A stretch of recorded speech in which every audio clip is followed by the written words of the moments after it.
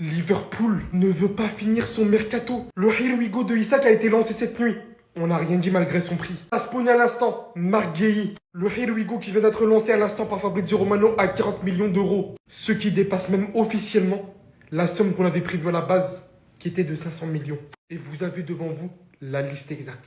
Le mercato le plus cher de l'histoire officiellement.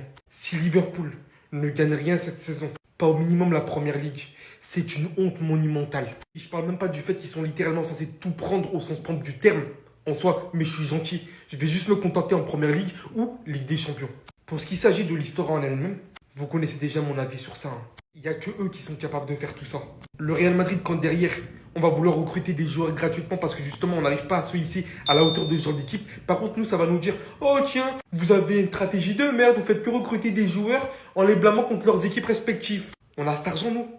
On a cet argent, nous. Qui fait ça même? 500 millions, qui fait ça même? Wesh! Kylian Mbappé vient de débloquer un autre niveau. Les joueurs de l'équipe de France sont arrivés à Clairefontaine, les amis, et comme d'habitude, on va analyser leur outfit. On commence par Hugo Ekitike qui, pour sa première sélection, a respecté le thème. Full black, un petit pas d'éléphant avec une chaussure bien basse, des lunettes accompagnées d'un petit gros sac à main noir. Sans oublier la chemise sous forme de col roulé. Franchement, c'est parfait, 10 sur 10. C'est simple et efficace. Ensuite, on a Désiré Doué et Lucas Chevalier. Clairement, là, on peut dire que c'est deux salles, deux ambiances. Il y en a un qui est venu passer un entretien d'embauche et l'autre, il vient à la cité, full jogging jaune. Lucas Chevalier, c'est trop simple pour moi. Je lui donne une note de 5 sur 10. Et en ce qui concerne Désiré Doué, je lui donne une note de 4 sur 10. Il n'y a pas eu trop de recherche là. Ensuite, on attaque le jeune Akliouche. Première sélection pour lui aussi en équipe de France. Alors lui, contrairement à Désiré Doué, c'est vrai que c'est simple, mais il y a une petite touche de recherche. Il y a du gris et du blanc, les couleurs se marient bien. En plus de ça, j'aime bien son haut. Je lui donne une note de 7 sur 10. Ça va, c'est une bonne note. On attaque notre cher Ibrahim Koné, moi qui pensais qu'il s'était blessé hier face à Arsenal. Eh ben non, il est quand même là. Bon, aujourd'hui les amis, il a dégainé le mois d'écolier. Lui-même, il a dit dès son arrivée. Il a pris un petit sac à dos. Franchement, c'est très technique et ça rappelle un peu la rentrée qu'il y a aujourd'hui. Juste pour ça, il gagne des points. D'autant plus que c'est quelqu'un, il a l'habitude de prendre des risques. Jules Koundé l'avait un peu envoyé dans son univers, il s'est perdu là-bas, il est revenu à ses bases. Non, franchement, le mode collier, moi je valide, je lui donne une note de 8 sur 10. On termine avec le capitaine Kylian Mbappé. Cette fois-ci, il a dégainé le sac à main. Il y en a qui pourraient dire que ça, c'est un sac à main pour les femmes, mais il prend des risques, les amis. Moi, j'aime ça. Après, niveau style vestimentaire, bon, là, c'est pas trop recherché. Il est tout en kaki. Il n'a pas voulu se prendre la tête, le frérot. C'est que au niveau du sac à main, il a fait un peu de recherche. Je lui donne une note de 6 sur 10. Moi, j'attends Jules Koundé. Lamine Yamal et Rafinha. Selon moi, ce sont les deux qui sont visés par les déclarations hier d'Antific lorsqu'il dit il n'y a pas de place pour l'égoïsme dans cette équipe. L'ego tue le succès. La saison dernière, nous avons joué ensemble et nous devons le prouver cette saison encore. Il est important que les joueurs de l'équipe à la fin du mercato soient pleinement engagés.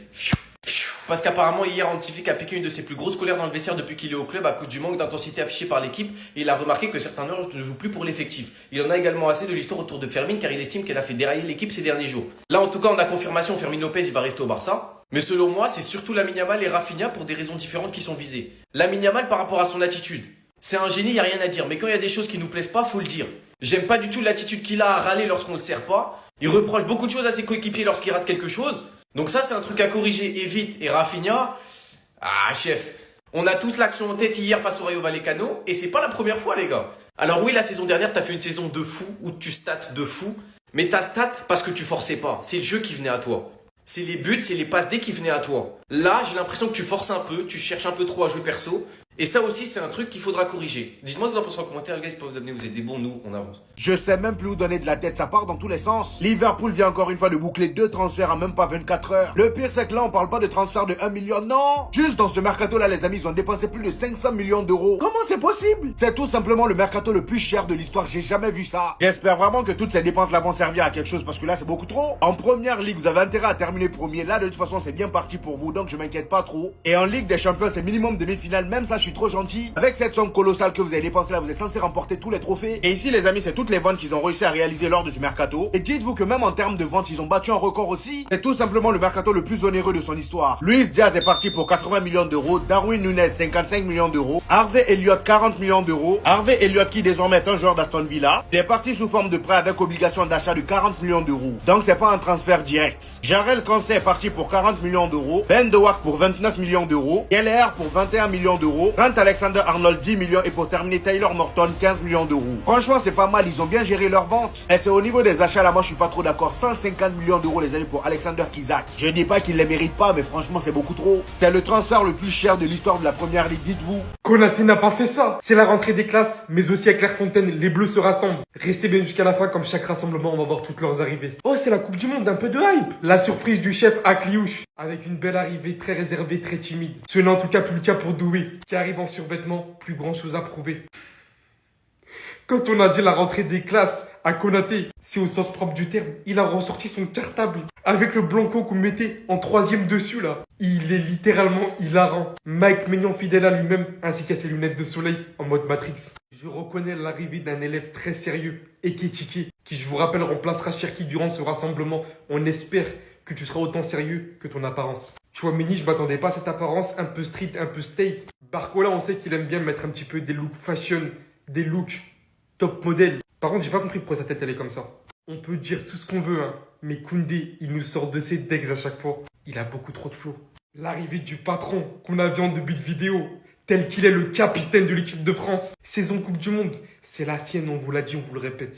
Malo Gusto, pas grand effort, pas grand effort. Ou pas Mécano. De toute façon, lui et Dembélé, ils font vraiment la paire. Je suis sûr et certain que c'est leurs femmes qui choisissent leur tenue. Lucas Digne, fidèle à son jean et son haut blanc.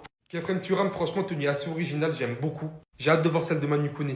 Que serait le rassemblement sans les deux frères Hernandez, Lucas, ainsi que Théo aujourd'hui qui vient en tant que Necfeu. Il vient d'arriver, je vous ai dit. Toujours cette petite chemise avec son petit jean, cet air sérieux. Il est tellement en mode soigné quand il est pas sur le terrain. Ah, ça y est, hier encore, il s'est fait frapper, les gars.